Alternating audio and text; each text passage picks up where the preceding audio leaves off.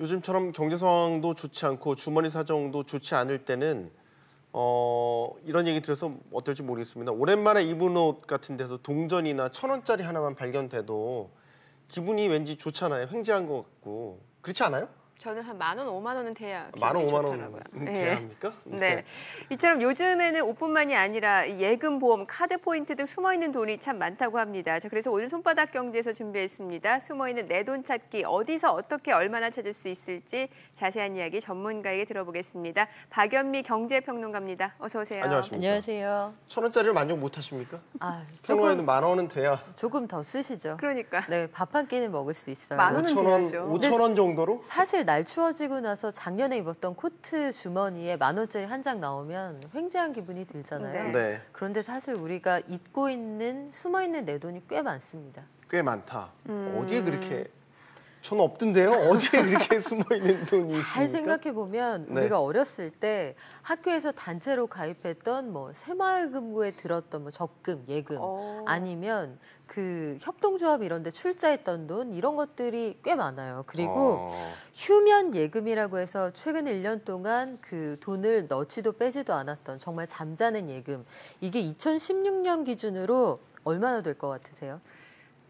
맞나 본데요. 이렇게 말씀해 주시는 거 한 보니까. 5조 정도 되지 않을까 싶네요. 17조 원. 17조. 네, 꽤 많군요. 금액으로 치면 17조 원이고요. 이게 계좌 기준으로는 1억 1,899만 계좌. 어마어마한 규모입니다. 이거 어디에서 찾아볼 수 있어요? 이걸 그 서민금융진흥원에서 휴면 예금 자체를 찾아주는 사이트를 열었거든요. 네. 이게 온라인으로 조회하고 바로 찾겠습니다 신청을 하면 통장으로 입금을 해줍니다. 이게 그동안은 지원센터나 아니면 해당 은행에 가서 영업점에서 신청을 하셔야 됐는데 사이트에서 30만 원 이하다 그러면 휴면예금을 온라인 신청만으로 다시 돌려받으실 수 있습니다. 네, 굉장히 편리하네요. 예를 들어서 제가 뭐 신한은행, 우리은행, KB은행 전에 같으면 각각 다 찾아가서 주세요 신청했다면 이제는 저 아까 화면에서 봤던 네. 그 무슨 죄송합니다. 서민금융진흥원의 휴면예금 찾아줌. 네. 저 사이트에만 들어가면 은행과 상관없이 한꺼번에 다 그렇죠. 한 번에. 온라인 신청만. 네. 편리해진 건 분명한 것 같군요. 근데 네. 파인이라는 사이트는 또 뭐예요? 파인이라는 사이트는 예. 금융감독원이 그 운영하고 있는 일종의 조회 포털인데요. 여기 들어가면 온갖 걸 다 찾아줍니다. 그래서 파인이군요. 네. 말 그대로 찾아준다, 예. 파인 해준다 네. 그런 내용인데요. 여기에는 잠자는 보험금, 뭐 휴면 예적금, 카드 포인트 통합 조회 서비스까지 네. 파인에 들어가시면 이 경로로 모든 사이트에 접근하실 수가 있으니까 사실은 제가 여러 가지 설명을 오늘 드릴 텐데 이 파인이라는 단어 한 가지만 기억하고 계셔도 숨어있는 돈 찾는 데 크게 도움이 됩니다. 지금 주소가 나가고 있어요. 네, 휴면 예금은 말 그대로 예금에 대한 거지만 파인은 다 통합적이군요. 보험금, 숨어있는 네. 보험금도 예금도 다 포함해서 한꺼번에 찾을 수 있는 사이트다. 숨은 계좌를 찾는 방법이 있다고 하는데 이건 무슨 얘기입니까? 숨은 계좌도 내 계좌 한눈에 이런 서비스가 있어요. 계좌를 한눈에 내가 계좌를 틀어놓고 잊어버린 것들이 꽤 많거든요. 그리고 네. 적금을 들거나 아니면 자동이체 신청할 때 처음에 거기에 그 어느 정도 돈을 넣어놓는단 말이에요. 좀 여유 있게. 네. 그리고 소액이면 잊어버릴 수 있는데 요것도 간단한 본인 인증을 통해서 어디에 어떤 계좌가 있다 찾아보실 수 있고요. 역시 소액은 온라인을 통해서 바로 돌려받으실 수가 있습니다.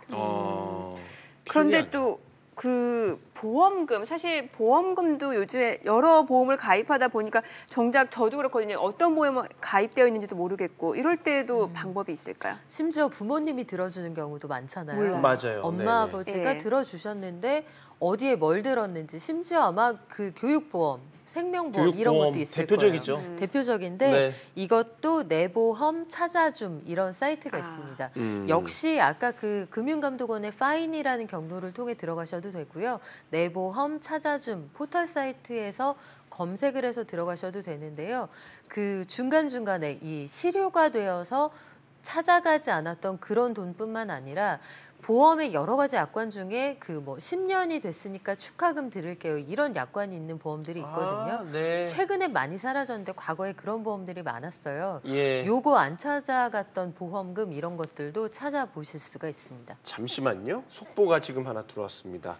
KTX 강릉선 열차 탈선 사고의 책임을 지고 코레일 오영식 사장이 사퇴를 했다는 소식이 조금 전에 방금 전해지고 있습니다.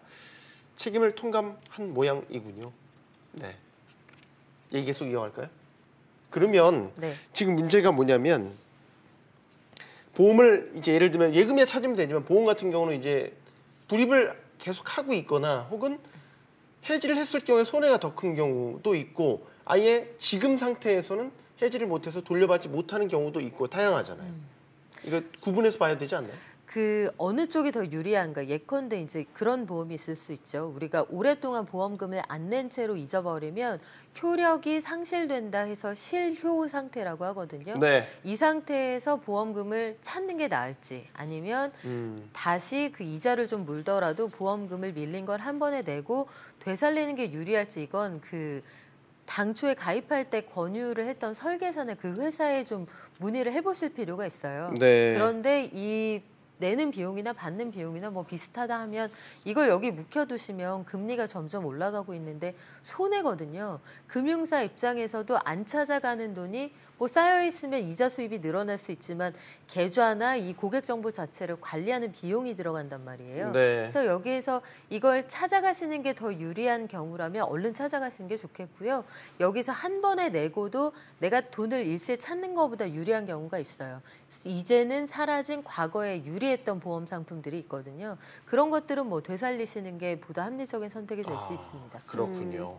자, 그럼 보험 이야기에 더해서 이 부분도 좀 짚어볼까요? 실손보험 약관이 개정됐다고 하는데 이거는 어떻게 개정이 된 겁니까? 몇 가지 달라진 부분이 있는데요. 네. 최근 들어서 장기를 이식하는 그런 수술을 받는 분들이 꽤 많이 늘었습니다. 네. 근데 이때 문제가 뭐였냐면 그 수혜를 받는 사람은 당연히 의료비를 본인이 지출을 한다 이렇게 생각을 하고 있는데 네. 장기를 기증하는 분 이분의 그 의료비가 들어갈 거 아니에요. 네. 그 장기를 받게 되는 분하고 뭐 그 체질이 맞는지 아니면 적합한 이식 대상인지 이런 것들에 대한 검사 비용이나 코디네이터 비용 이런 게 필요한데 네. 법률상으로는 수혜를 받는 사람이 치료비를 물어라 이렇게 돼 있지만 실질적으로는 이게 중구난방이라 실손보험에서 어떤 건 보상이 되고 안 되고 이게 복잡했거든요. 네.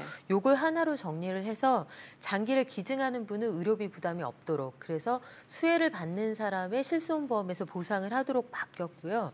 목류병이라는 병이 있습니다. 혹시 목류병. 네. 자면서 걸어. 그렇죠. 그 수면장애 네. 일종인데 네. 이게 그 심리적인 문제에 기인한 수면장애는 그동안 실손보험으로 보장을 안 했거든요. 네. 이 부분도 실손보험으로 보장을 하고 남성들 중에 최근 들어서 늘어난 질병인데 여성처럼 가슴이 나온다 이런 질병이 있어요. 이게 소위 그렇습니까? 여성형 유방증, 여유증이라고 네네. 하기도 하는데 이것도 수술을 할 경우에 심각한 경우가 되겠죠. 이 경우에는 실손보험으로 보상을 하게끔 바뀝니다. 저 밤에 잘 때 가끔 이 가는데 그런 거는 안 되죠. 여담이었습니다. 죄송합니다. 이게 목류병까지 얘기를 하시니까 제가 궁금한 게 네. 그럼 정신질환 같은 것도 이제 실손보험으로 보험 혜택을 받을 수 있는지 궁금하네요. 그 부분은요. 그 지금도 급여 의료비에 한정을 하면 실손보험으로 보상을 해왔어요. 그러니까 의료보험이 보상하는 네. 그 범위 안에 있는 질환의 경우에는 지금도 실손으로 보장을 하고 있습니다. 네. 카드 포인트 여쭤볼게요. 이것도 유효기간이 있다면서요? 네, 유효기간도 있고요. 그 사실은 어디에 쓰고 어디에 쓸 수 없고 이게 조금씩 고객들 모르게 바뀌는 경우가 꽤 또 많거든요. 복잡한 것 같아요. 그래서 일부 변호사 고객들이 이 약관 반대세에서 중간중간 소송을 한 사례도 있습니다. 네. 카드 포인트 통합 조회 시스템이라는 게 있어요. 이것도 따로 포털에서 찾아서 들어가셔도 되고요. 아까 말씀드린 금융감독원의 그 파이니라는 사이트를 통해서 그 경로를 거쳐서 들어가실 수도 있는데 들어가서 확인해 보시면 되고요. 해당 카드몰, 쇼핑몰 같이 운영이 되는 것도 있고 이걸로 일부를 카드 대금으로 내실 수도 있고요. 커피를 사거나 통신 요금에 보태실 수도 있으니까 사라지기 전에 알뜰하게 찾아서 쓰시기 바랍니다. 네. 숨어 있는 내 예금, 보험금, 카드 포인트까지 알면 이렇게 다 찾아서 쓸 수 있다는 것 다시 한번 깨닫게 됩니다. 박연미 경제평론가였습니다. 고맙습니다. 고맙습니다. 잘 들었습니다.